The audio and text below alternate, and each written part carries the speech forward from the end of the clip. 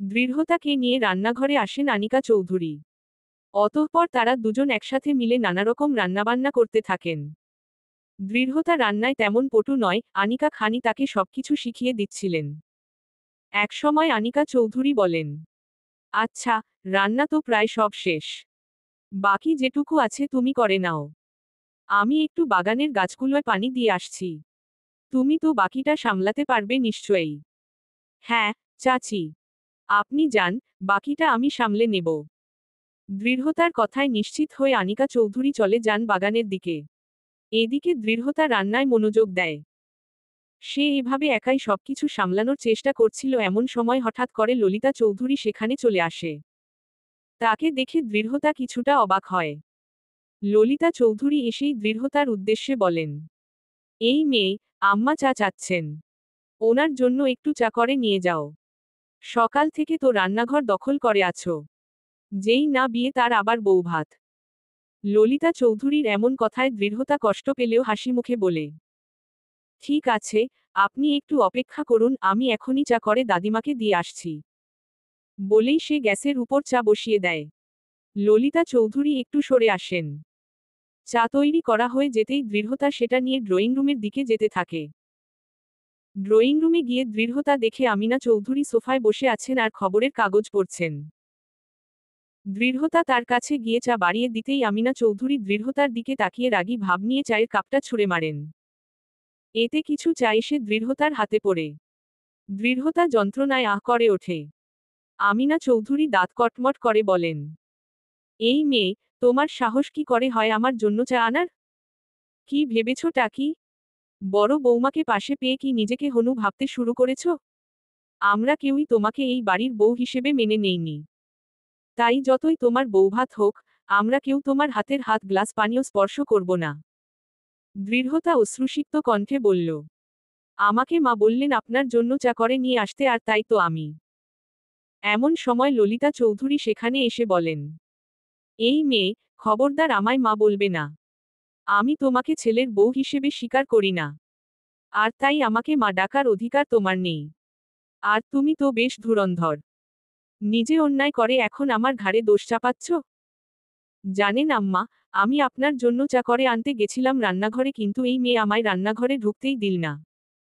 বরং আমায় বলল, ও নিজেই চা করবে আপনার জন্য। আমি কত করে বললাম যে, আপনি ওর হাতে বানানো চা খাবেন না, তবুও ও কোন কথাই মানল না। ললিতা চৌধুরীর এমন জঘন্য মিথ্যাচারে দৃঢ়তা হতবাক হল, কিন্তু কিছু বলল না। আমিনা চৌধুরী রেগে বললেন, এখনো সঙের মতো এখানে দাঁড়িয়ে ফ্যাচফ্যাচ করে কাঁদছ কেন? তোমার এসব ন্যাকামি দেখার সময় আমাদের নেই। দূর হও বলছি এখান থেকে। তোমার মুখও দেখতে চাই না আমি। চোখের জল মুছে চুপচাপ রান্নাঘরের দিকে গেল দৃঢ়তা। কষ্টকে বুকে চাপা দিয়ে রান্নায় মন দিল। কিছু সময় পর আনিকা চৌধুরী বাগান থেকে এসে বললেন, রান্না শেষ হলো? হ্যাঁ, চাচি। প্রায় শেষ। এখন শুধু পরিবেশন করা বাকি। তোমার গলা এমন লাগছে কেন দৃঢ়তা? তুমি কি কাঁদছিলে? আমি যাওয়ার পর কি আবার কেউ তোমাকে কিছু বলেছে? না, আসলে বাড়ির কথা খুব মনে পড়ছিল। আনিকা চৌধুরী দৃঢ়তার মাথায় হাত বুলিয়ে বলেন, তুমি না বললেও আমি ঠিকই বুঝতে পারছি, নিশ্চয়ই এই অমানুষগুলো আবার তোমার সাথে কোন জুলুম করেছে। তোমার জায়গায় তো একদিন আমিও ছিলাম, তাই আমার থেকে কিছু লুকাতে পারবে না তুমি। তবে একটা কথা কি জানো? আমার পাশে দাঁড়ানোর জন্য কেউ না থাকলেও তোমার পাশে দাঁড়ানোর জন্য কিন্তু আমি আছি। তাই আমার থেকে কিছু লুকাবে না। বুঝলে? দৃঢ়তা মাথা নাড়ায়। বৌভাতের সময় হয়ে এসেছে। অনেক আত্মীয় স্বজন আসছে। এত অচেনা মানুষের ভিড়ে দৃঢ়তা ভীষণ অস্বস্তি বোধ করছে। তাছাড়া চৌধুরী পরিবারের কেউই নিচে নামেনি, শুধুমাত্র আনিকা চৌধুরী একা সব আত্মীয়কে স্বাগত জানাচ্ছে আর সবার সাথে দৃঢ়তার পরিচয় করিয়ে দিচ্ছে।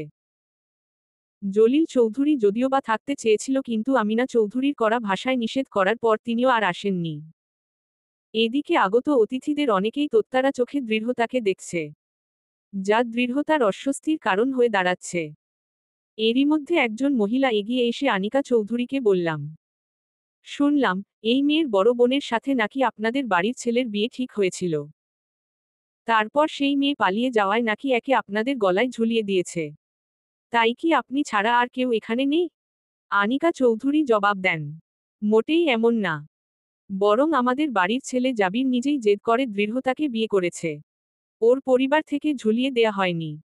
এর মধ্যেই হঠাৎ করে জাবির সেখানে চলে আসে। জাবিরকে দেখামাত্রই আনিকা চৌধুরী বলে ওঠেন, এই তো এসে গেছে জাবির। এবার আপনারা সবাই ওর মুখ থেকেই সত্যটা শুনুন। জাবির দৃঢ়তার দিকে রাগী চোখে তাকালো। দৃঢ়তা চোখ নামিয়ে নিল। আনিকা চৌধুরী জাবিরকে ধরে নিয়ে এসে দৃঢ়তার পাশে দাঁড় করিয়ে বলল, আজকে বর বউয়ের এভাবে একসাথে পাশাপাশি থাকার নিয়ম। তুমি দৃঢ়তার পাশে থাকো। সবার সাথে নিজের স্ত্রীর পরিচয় করিয়ে দাও। নিজেদের দাম্পত্য জীবনের জন্য দোয়া চাও। জাবির হঠাৎ ভীষণ রেগে দৃঢ়তাকে ধাক্কা দেয়, যাতে দৃঢ়তা ফ্লোরে পড়ে যায়। আনিকা চৌধুরী এসে দৃঢ়তাকে টেনে তুলে বলেন, এসবের মানে কি জাবির? কেন ধাক্কা মারলে ওকে? জাবির খ্যাপা কণ্ঠে বলে, এই বিয়ের কোন মানে নেই। আমি শুধু প্রতিশোধ নিতেই দৃঢ়তাকে বিয়ে করেছি। কারণ ও নিজের বোনকে পালিয়ে যেতে সাহায্য করে আমাদের পরিবারের সম্মানে আঘাত করেছে, এই প্রথম ওর জন্য আমি নিজের পছন্দের কিছু পাইনি। সেই জেদ থেকেই বিয়েটা করা। তার মানে এই নয় যে ওকে আমি স্ত্রীর স্বীকৃতি দেব। এই বিয়েটা শুধু নামের বিয়ে। আমি তো ওকে আজ অব্দি টাচ করেও দেখিনি আর করবও না। আমি তো শুধু অপেক্ষায় আছি মৌনতার ফিরে আসার। মৌনতা ফিরে এলেই আমি ওকে নিজের করে নেব। কারণ যে জিনিস আমার পছন্দ তাকে আমি নিজের করে তবেই দম নেই। আনিকা চৌধুরী বলেন, তুমি কি নিজের সব বিবেক হারিয়ে ফেলেছ? নিজের স্ত্রীর সামনে দাঁড়িয়ে আরেক মেয়েকে বিয়ে করতে চাইছ? এর মধ্যে দৃঢ়তাও বলে ওঠে, আপনি মৌনতা আপুকে কখনোই পাবেন না। কারণ এতক্ষণে ওনার অন্য কারো সাথে বিয়ে হয়ে গেছে। কথাটা শুনেই জাবির রেগে দৃঢ়তার দিকে আসতে লাগলো, তখন আনিকা চৌধুরী দৃঢ়তাকে আগলে ধরল। জাবিরের চোখ রাগে লাল হয়ে গেছে। এই অবস্থাতেই জাবির বাড়ি থেকে বেরিয়ে যায়। অতঃপর নিজের গাড়িতে উঠে জোরে ড্রাইভ করতে থাকে। এদিকে বৌভাতের অনুষ্ঠান যেন পণ্ডুল হয়ে যায়। সবাই নানা কিছু বলাবলি করছিল। দৃঢ়তা কেঁদেই চলেছে। আনিকা চৌধুরী তাকে সামলায়। রাতে জাবির এখনো বাড়ি ফেরেনি। তাই বাড়ির সবাই দুশ্চিন্তা করছে। ললিতা চৌধুরী কান্নাকাটি করে বলছেন, সব হয়েছে ওই কুফা মেয়েটার জন্য। ওই মেয়ের জন্যই আমার ছেলে এখনো বাড়ি ফিরছে না।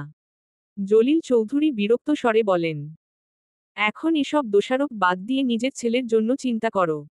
ওকে ফোনেও পাওয়া যাচ্ছে না। ওর কোন বন্ধুও ওর খোঁজ দিতে পারছে না। উফ, কি যে করি। এমন সময় হঠাৎ জলিল চৌধুরীর ফোন বেজে ওঠে। তিনি ফোনটা রিসিভ করতেই বিপরীত দিক থেকে কিছু শুনে আর্তনাদ করে বলেন, কি আমার ছেলে অ্যাক্সিডেন্ট করেছে? দৃঢ়তা আনিকা চৌধুরীর জন্য খাবার নিয়ে যাচ্ছিল। মাঝপথে কথাটা শুনেই দাঁড়িয়ে পড়ে। জাবিরের অ্যাক্সিডেন্টের কথা শুনেই তার হাত থেকে খাবারের থালা পড়ে যায়। দৃঢ়তা জাবিরের অ্যাক্সিডেন্টের কথা শুনে ভীষণ হতবাক হয়, তার মনে কেমন জানি অনুভূত হয়। এদিকে ললিতা চৌধুরীও আহাজারি শুরু করে বলেন, আমার ছেলেটার কি হয়ে গেল? ওর যদি বড় কোন ক্ষতি হয়ে যায় তাহলে কিন্তু আমি তোমার বড় ভাবি আর ওই মেয়েটাকে ছাড়ব না। ওদের জন্যই আমার ছেলে সকাল সকাল এত রেগে বাড়ি থেকে বেরিয়ে গেল, আর এখন না, আমি আর ভাবতে পারছি না। ওগো, তুমি আমায় জলদি হাসপাতালে নিয়ে চলো। আমার ছেলেকে না দেখা পর্যন্ত আমি শান্তি পাব না। জলিল চৌধুরী কিছু বলতে যাবেন এমন সময় আমিনা চৌধুরী এসে বলেন, কি হয়েছে? নিচ থেকে আওয়াজ শুনে ছুটে এলাম রুম থেকে। ললিতা চৌধুরী কাঁদতে কাঁদতে বলেন, কি আর হওয়া বাকি আছে আম্মা? আপনার নাতির অ্যাক্সিডেন্ট হয়েছে। জানি না আমার ছেলেটার এখন কি অবস্থা। কি অ্যাক্সিডেন্ট? কখন, কিভাবে? জলিল চৌধুরী বলে উঠেলন, এসব পরে আলোচনা করা যাবে আম্মা। আগে আমাদের জলদি করে হাসপাতালে পৌঁছে যাওয়া প্রয়োজন। ওখানে গিয়ে দেখা লাগবে আমার ছেলেটার কি অবস্থা এখন। হ্যাঁ, চলো চলো। ধৃতা এসে বলে, আমিও যাব আপনাদের সাথে। দয়া করে আমায় নিয়ে চলুন। ললিতা চৌধুরী দৃঢ়তাকে দেখেই ক্ষেপে উঠে বলেন, এই ডাইনিটার জন্যই আমার ছেলের আজ এই অবস্থা। এই তুই কোন অমঙ্গলকে সাথে নিয়ে এই বাড়িতে এসেছিস রে? আসার পরেই আমার ছেলেকে জীবন মৃত্যুর টানাটানিতে ফেলে দিলি। এখন আবার ঢং করে আমাদের সাথে যেতে চাচ্ছিস কেন? আমার ছেলেকে না খেয়ে কি তোর শান্তি হবে না? এমন সময় আনিকা চৌধুরী ছুটে এসে বলেন, ছোট, এসব কি বলছিস? নিজেদের ভাষা সামলা। এভাবে কথা বলা ঠিক না। তোর মানসিক অবস্থা আমি বুঝতে পারছি, কিন্তু তাই বলে এভাবে কথা বলা কোনোভাবেই জাস্টিফাই করা যায় না। তুই দৃঢ়তাকে এভাবে দোষ দিতে পারিস না। তুমি কোন আর কথা বলো না আপা। তোমার দোষও কম না। একবার শুধু আমার ছেলেটা সুস্থ হয়ে বাড়িতে ফিরুক, তারপর তোমার আর এই মেয়ের ব্যবস্থা আমি করছি। আমিনা চৌধুরীও বলেন, এই মেয়েকে আমি আর এক মুহূর্ত এই বাড়িতে জায়গা দেব না। বলেই তিনি দৃঢ়তার হাত ধরে টানতে টানতে তাকে বাড়ি থেকে বের করে দিয়ে বলে, এই মেয়ে বেরিয়ে যায় এই বাড়ি থেকে। লজ্জা থাকলে আর এখানে আসিস না। আনিকা চৌধুরী বলেন, আম্মা, এসব আপনি ঠিক করছেন না। ও এই বাড়ির বউ। আর আমিনা চৌধুরী এবার আনিকা চৌধুরীর গালে ঠাস করে একটা তারা চিহ্ন পোপর মারেন। আনিকা চৌধুরী স্তব্ধ হয়ে যান। আমিনা চৌধুরী বলেন, তোমার অনেক বাড়াবাড়ি আমি সহ্য করেছি বড় বৌমা, আর না। এবার একটা কথা কান খুলে শুনে রাখো, এই মেয়ে এই বাড়িতে থাকবে না, আর এটাই আমার শেষ কথা। ভুলে যেও না এই বাড়ির মালকিন আমি। তাই এই বাড়িতে কে থাকবে আর কে থাকবে না সেই সিদ্ধান্ত আমি নেব। আর তোমার যদি এই মেয়ের জন্য দয়া এত উতলে ওঠে তাহলে তুমিও এই বাড়ি থেকে বেরিয়ে যাও। আমি তোমায় আটকাবো না। আনিকা চৌধুরী বলেন, আপনি আমায় মারলেন আম্মা? এই হাত দিয়ে আর কত অন্যায় করবেন? এই হাত দিয়েই একদিন আপনি নিজের ছেলেকে। বড় বৌমা, আর একটা কথাও না। আমার মুখ আপনি বন্ধ করতে পারবেন আম্মা, কিন্তু সত্য সব সময় সত্যই থাকবে। আপনার সব অন্যায়ের ফল আপনাকে পেতে হবে, শুধু আপনাকে না, এই পুরো পরিবারকে। জাবিরের এই অবস্থার জন্য আপনারা দৃঢ়তাকে দায়ী করছেন, কিন্তু আমার মনে হয় ওর এই অবস্থার জন্য আপনাদের অতীতে করা পাপগুলো দায়ী। তারই শাস্তি পাচ্ছে ও।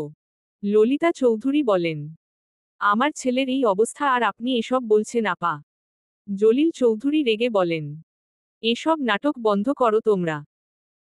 আমার ছেলে ওখানে একা কষ্ট পাচ্ছে হাসপাতালে, জানি না ওর কি অবস্থা, আর এই অবস্থাতেও তোমাদের এত ঝগড়া করতে মন চাচ্ছে।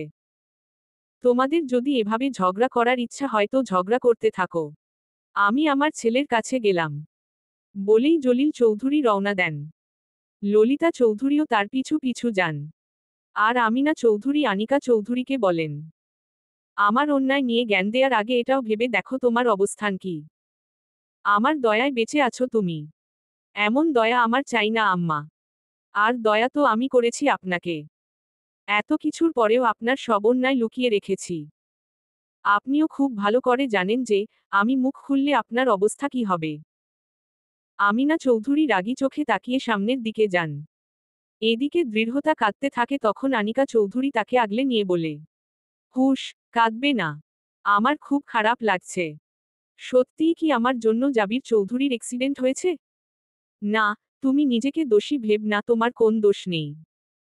এসব যারা বলে তাদের কথায় পাত্তা দিও না, তুমি নিষ্পাপ। আর শোনো, মাথা ঠান্ডা রাখো, সব ঠিক হয়ে যাবে। চলো এখন হাসপাতালে। কিন্তু ওনারা যে বারণ করলেন। এই বাড়িটা ওদের হতে পারে কিন্তু হাসপাতাল নয়। তুমি হাসপাতালে যাবে। সেখানে যেতে কেউ তোমায় বাধা দিতে পারবে না। কারণ তুমি ওর স্ত্রী। আমিও যাব তোমার সাথে, চলো। হাসপাতালের বাতাসটা কেমন যেন নিস্তব্ধ, অস্বস্তিকর। সাদা দেয়ালের মধ্যে কাচের জানালা দিয়ে রোদের রেখা ভিতরে ঢুকে পড়েছে, অথচ কেমন যেন উজ্জ্বলতা নেই তাতে। বাতাসে ভেসে আসছে স্যাভলনের গন্ধ, যেন এই গন্ধের মধ্যেই মিশে আছে কিছু কান্না, কিছু অনুশোচনা, আর না বলা হাজার কথা। জলিল চৌধুরী ডাক্তারকে ধরেই বসেন। ডাক্তার সাহেব, আমার ছেলের অবস্থা কেমন? কিছু বলুন। ডাক্তারের মুখে গাম্ভীর্য। কয়েক মুহূর্ত নীরব থেকে তিনি বললেন, উনি এখনো অজ্ঞান। মাথায় চোট লেগেছে। তবে চিন্তার কিছু নেই এখনই। আমরা সবরকম চেষ্টা করছি। একটা রাত ভালোভাবে পার করুক, তারপর বোঝা যাবে ও কতটা সাড়া দিচ্ছে। ললিতা চৌধুরী চেয়ার ধরে বসে পড়লেন। রাত? একটা রাত? যদি সে না জাগে আর? তিনি মুখে আঁচল চেপে হু হু করে কেঁদে উঠলেন। জলিল চৌধুরী চুপ। এত বছর সংসার করেও স্ত্রীর কান্নার শব্দ তার মনে এমন হাহাকার জাগায়নি। এই সময় বাইরে এক নার্স এসে বলে, পেশেন্টের আত্মীয়রা কেউ কি দেখা করতে চান? 5 মিনিটের জন্য অনুমতি দেওয়া হয়েছে। ললিতা উঠে দাঁড়াতেই জলিল চৌধুরী বললেন, তুমি বসো, আমি আগে যাই। তুমি দুর্বল, কিছু হলে সামলাতে পারবে না। ভিতরে ঢুকতেই জলিল চৌধুরীর পা হোঁচট খেল মেঝেতে পড়ে থাকা স্ট্রেচারের এক কোনায়। একটু কেঁপে গেলেন তিনি। ছেলের মুখে অক্সিজেন মাস্ক, মাথায় সাদা ব্যান্ডেজ। চোখ দুটো বন্ধ। এত শান্ত মুখ। জীবনের এমন একটা ভয়াবহ সময়ও ছেলেটা যেন ঘুমিয়ে আছে, ক্লান্ত, অথচ নিরীহ। চলবে ইনশাআল্লাহ দুটি। পরবর্তী পর্ব পেতে চ্যানেলটি সাবস্ক্রাইব করুন।